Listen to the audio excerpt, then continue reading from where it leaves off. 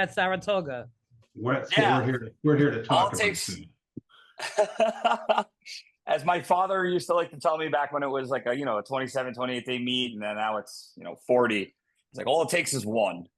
It takes 1 or 2 days and that's what a lot of people kind of don't get, which is, us as horse players that do this pretty much every day. Like it's a mental game. I feel like it's a mental game more than anything. Like we're kind of looking at the same things. We have our different opinions. I know I sit next to Chuck in his house and his beautiful wife, and we're up at the at the porch. And at the end of the day, it's like you have to be in the right place. But you lose, and you're like, what am I doing wrong? But if you have a process and you stick to that process, and all it takes is one. Like last year, I had 2 or 3 really solid days, and it more than paid for my entire year. So it was a pretty good Sunday, and just try to do it again and another day. That's it.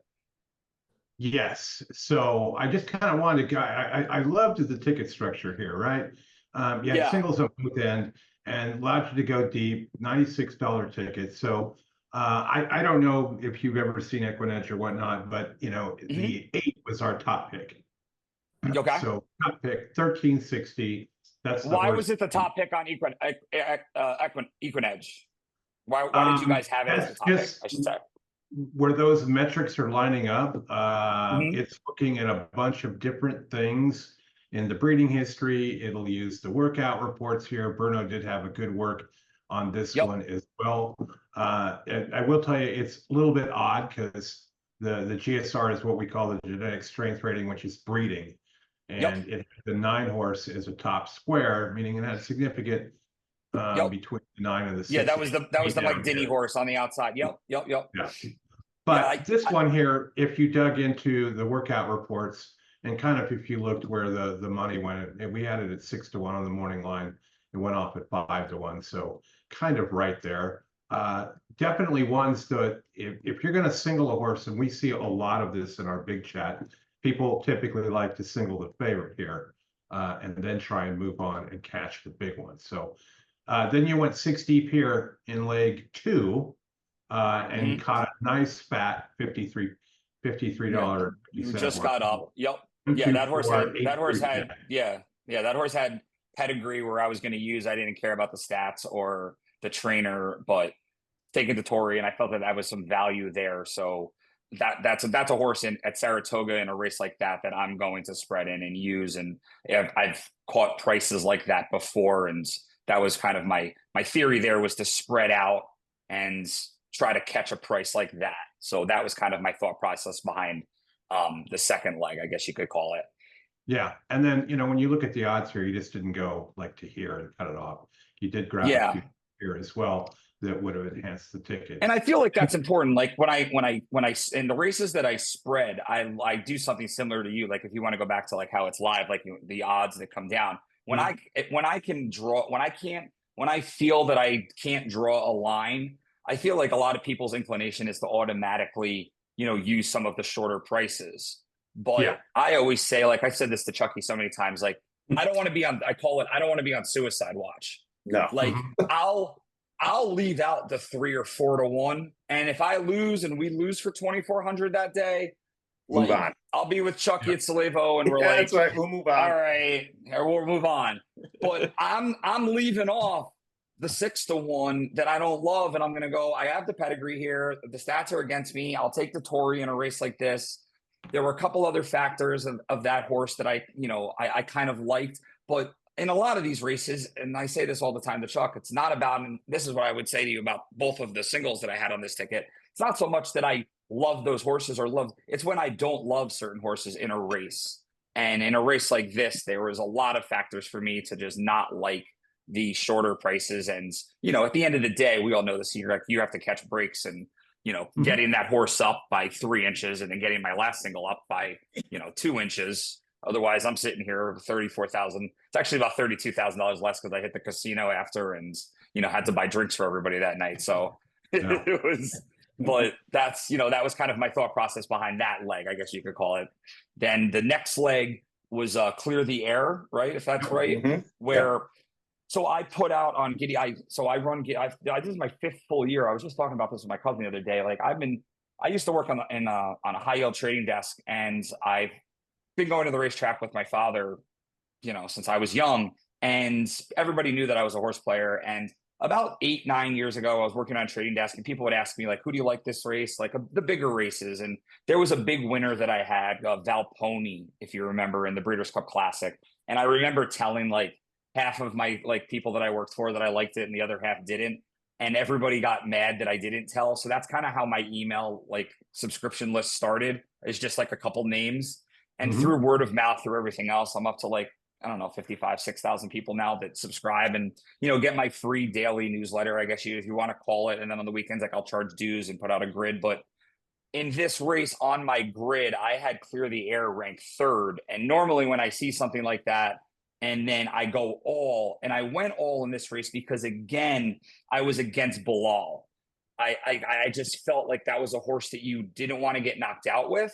But Clear the Air, there were 2 horses in the race going turf to dirt with sneaky trainers that do that. And one was on the rail for Lucas that didn't sit the best of trips. But the Clear the Air had things that I look for in a race that could blow up at the AOC, N2WL, at that level, that there are certain races at the 6 furlong at Saratoga on a Sunday that they just have that feel. There were 2 Safis in there, and I ranked him 3rd, and I still went all on the ticket.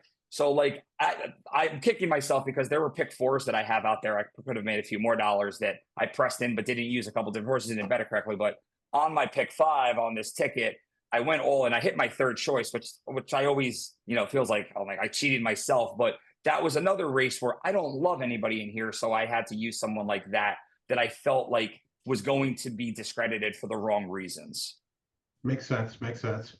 And then you get to the penultimate leg, and this one you were only 3 deep in.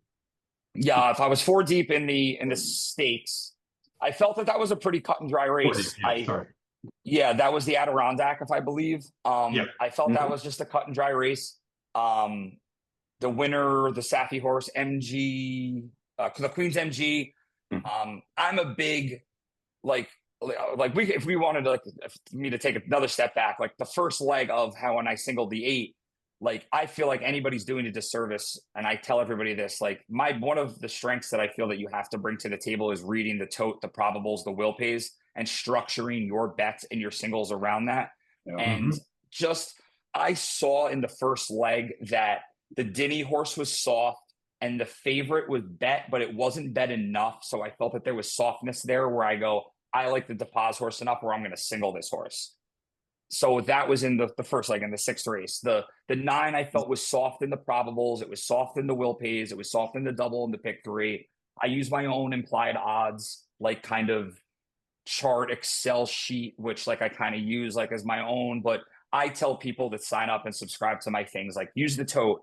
But it's about, looking at it and seeing what you think, not what the prices are. But I go into it and I'm like, what do I think that this horse should be? And when I saw the 8 at a number where I go, this is a little bit shorter than I would expect it to be implied, that made me want to take the shot and single that horse in that race. Then you go back to race 9 with the same, sorry if I'm talking too much here, but no, go ahead. Keep going. In race 9, correct me if I'm wrong, Queen's MG won the stake last time out. 2 back when it did it ease, or it took massive sharp, if I'm looking at bump break, bump early. Yeah, the race it ran really poorly. Yes, so Belmont Stakes weekend, July 6th, that horse got bet with sharp money. I remember sitting there with my friends, looking at the tote, looking at the pick 3s, and when it was when I called, there was steam behind that horse, I go, they just had privately purchased it off someone. And when Safi horses take steam, I go, there's something here. The time to cash on that horse on a win bet was when you came back and got it at 44-1, which I know a few people did. I used it on a few tickets. I didn't make a ton of money that day, but I go, this is the horse to beat in this race just because of the steam behind it on 6-6. And I thought that it ran well and it drew the right post and it didn't want to be down inside. I felt this race was a little cut and dry, so I could have went 3. I ended up going 4 deep just to cover myself. I thought there were only 4 horses in the race that could win. My on-top pick was the Queen's MG, who ended up winning. And that was kind of going to be my single. But then I was like, I felt that the two there, you never know in these type of races, there's so much speed. I had on my pace projection enough. I don't know how you guys had, but I felt, it's so hard to critique from a pace perspective on these 2-year-old races, because normally you fly out, you go quick and go. But I was like, you know what? I would rather take a big stands. I would like to look at singles with value. So that's why I singled the Pletcher horse in the last, where I felt I was either going to go 6 or 7 deep, or I was going to single that horse. And I woke up on Sunday morning and I watched every replay like I do for every race of every horse that's run. And I saw him make a wide, effortless middle move. I thought it was a move off of the layoff. That's exactly what I want to see. I upgraded it to a BTL on my algorithm on my DRF formulator, which had him in the A column, had him in the single column. And then I went through everyone else, and there was just nothing that I felt I could weight more than the 10. And I was like, we're here. I was with my family. Everybody threw a couple of bucks in, and I was like, this is going to be our ticket. This is what we're going to play. And did I love Nostalgic One as a single in the last? No. There's only so many horses you can love, but I'm a firm believer. I know I've cashed tickets with Chucky. One of the best stories I have about Chuck is literally the first time I ever met him. I'm alive for 65,000 the day that Abel Tasman won the CCA Oaks. What was that? Maybe 6 or 7 years ago. And I had just met Chuck, and I go, I need to hedge out. And I live in New Jersey, so I wasn't allowed to bet through my phone yet. And I'm like, I need cash, and they're not letting me take any cash. And Chucky literally just won the low roller contest that day. Handed me $1,600. Never met me before. Don't know him from 2-300. Yeah, I bet 2-300 on every horse that I thought had a chance. And then we ended up winning 65 grand that day. But that's just an example. I loved Abel Tasman that day. Do I love Nostalgic One this day? No, but I did not. I watched every one of these horses. I know the patterns of all these horses. I knew Henning was going to hang. And did I get extremely lucky? Yes. You're going at the top of the stretch. If you want to pull back that replay, he's off of the screen at the quarter pole. He's off the screen at the 8th pole. So I do all this work, and we are, 3 inches away from not, I'll cash a few bucks on the day, but I'm not going to make 34,000. But the single in that race was not liking anyone else when I put my grid together. And I feel like you said, you wanted to kind of talk bet structure. I just feel it's so important to have, as my father used to teach me, to have a betting strategy. Too many people go in and they're my dad would always say to me, he goes, this game is always going to be winnable when people spend 95% of their time handicapping and only 5% of their time betting. 100%. And with Ticket Maker that's out there and other products that are out there now, it makes it easier. I use those on occasion, but to properly structure and come up with your own grid or however you want to do it and say, this is my A, and then you start going through everyone else.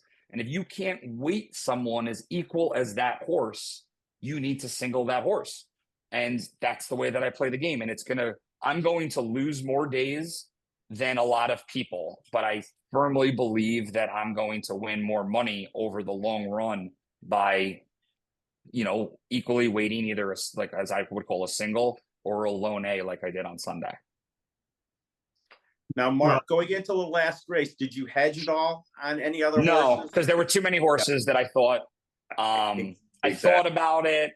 I'm not the biggest. There are people out there in the camp of you should never hedge, have your opinion. I feel like everyone's in their own place, in their own world with their own money. And that's up to you. I traded bonds for long enough that knowing that hedging and option strategies is something that, you should take full advantage of. When the day with Chucky, when, you gave me the 1,600 out of an envelope and I met you 4 minutes before, we had 6 or 7 horses that day. I felt there was only 2 or 3 horses that could beat me. I wanted to put 600 or 700 on those couple of horses. Sure. In this race, again, like I said, I feel like I had 5 or 6 Bs in the race. I just knew that the Henning horse was a hanger. There was a few others. I got lucky as well, too, because the 6 A-lister was supposed to be the other speed and go out there and press whoever was actually ended up on the lead. But then the Rudy horse, who's actually in my living room right now betting on Del Mar, he's down there and he's like, they sent the horse and I was like, thank you. And he's like, for what? And I'm like, you sent in the last. So you got to get lucky. There's so many things that have to happen to have a decent score. But I was with my cousin at Salevo on Sunday night after we had won. And like, I don't know, like I've had success over the past, 10 years or so. And I don't know the exact number, but on a 50-cent base bet, somewhere 15 or 16 times, like I've hit for over, it's a good amount for somewhere in this range, like 20, 30, 40, 50. I singled Champagne Room in the Breeders' Cup Juvenile Philly 3 times. I made like $100,000 that day. Like, trust me, I have lots of losing days. So like, I can clear money, but 95% of my winning tickets over the range of 10, 15, 20, 30,000, 98% of them involve either 1 or 2 singles because Absolutely. it leaves you bullets and options to go anywhere else. And will it drive you crazy? Yes. Because I even tweeted out an example. Like on Thursday, I was sitting next to my buddies,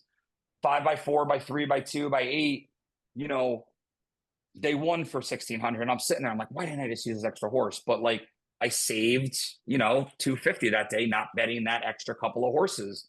And a lot of people like to look at their account day by day. That's not what to do. Once I felt like I started to become a better horse player when I keep track of my ROI on a weekly basis, Thursday through Sunday. I do not look at it day by day. I do not go, I lost 500 today, I won 500 today. I look at it on a weekly basis. I feel a monthly basis is a little not fair, but you go, this is what I did. But 95% of the times I've had on a 50-cent base wager score of over 15, 20, 30,000. Like the Champagne Room day was my best day ever. And I singled the horse 3 times and Lady Eli just got nipped by the European horse, which it ended up making it like my best day ever. But everyone involves a single. Like that's my betting strategy, is to weight them accordingly and to stick to that process. And like I say on GiddyUpBets.com, like you press your strongest opinions and print money, and you're not going to win every day that way. You're just not. You're not going to win that. You're not going to win any day, period. But that's how I play the game. Well said, for sure. Like I said, the use of non-heavy chalk is really how you get it done. And then, like you said, leave it yourself open. Yeah, but there are times and places to do that. Sure, there like, is. Absolutely. The day with the Chucky 1,600 out of an envelope just meeting him, I felt Abel Tasman couldn't lose to CC Oaks that day. She was 4 to 5. I feel like the best singles are sometimes 4 to 5 shots. When you're a 2 to 5 or 1 to 5, then I'm probably going to steer clear away from that sequence if I feel, unless I have a real strong opinion somewhere else. But yeah, being against favorites is how you hit this, especially with everything that we're against and the algorithms that are out there and everything else. But if you have a strong opinion, you guys are doing your homework, you're doing your knowledge, like that's my biggest thing. And I tell all my friends, my cousins, it's like I can preach, and you sit there and it's easy to say, hard to do sometimes, but you have to stick to your process. And my process is, this is who I like at the Del Mar late pick 5, I'm singling the Peter Miller in the stake, the other Peter Miller with, and that's what I'll do. Like I threw in like $120 ticket, and if the horse loses, it loses, but I'm not going to go 3 deep there and kick my ticket out to 360, 370. I'd rather go 120. And if I lose, I'll move on to Saratoga tomorrow and play the MTOs, Yeah. So is that tonight? The late pick 5 starts where? Right here, right? Race 4? No, the late pick 4 starts race 4. Did it go off already? No, we have got 9 minutes. 9 minutes. 9 minutes. Okay, yeah. I went. I think it's what's the stakes race at Del Mar? Peter Miller has the favorite. Yeah, it's the I think it's race 7. Yeah. He has the 3. Yeah. No, I singled the other 6, one. 3, 6, and 9. I singled the 6 Case Hit. Our second. Yeah. The Yeah. other I liked how the horse did it. He did it the right way. The jockey's agents in my living room right now, and he's like, they think the horse has a chance, and here we go. Like, this is what we're doing. Okay. Yeah. Right on. We will definitely be watching that later. We won't be here, but we'll be watching it. But I appreciate hooking up with you, Chuck. Thanks for the introduction. Absolutely. we're gonna go look at the next race at Del Mar. If you want to hang out, that's fine. If you got stuff to do, appreciate you dropping by, and we'll have you on the Saturday show in the future here soon. Yeah, I really appreciate the time, guys. Like, I think of the world of you guys. Chucky has nothing but great things to say about you guys. I've checked this out before. I've been listening and watching you guys. Big fans. And when you asked me to come on, I'll take the time. I'm just so busy during the Saratoga meet. There's just so many horses I have to watch. It's like the only edge that I have is to watch these horses over and over and over and over again, forward, backwards, head on, the whole thing. It just takes so much time. But having today off like helped a lot. So I'm fully prepped, ready to go for Saturday and Sunday and try to print some money. Yeah, we will be on Sunday afternoon covering all the Saratoga stakes, plus Colonial, and Ellis has got a big stakes card as well. Excellent. Yeah, Sunday's going to be great. Moving the Arlington Million card there. The Saratoga is always my favorite. Saratoga Sundays are always my favorite. Like, hitting this pick 5 this past Sunday is not a coincidence. Like, Sunday is by far the best days to play horizontals at Saratoga.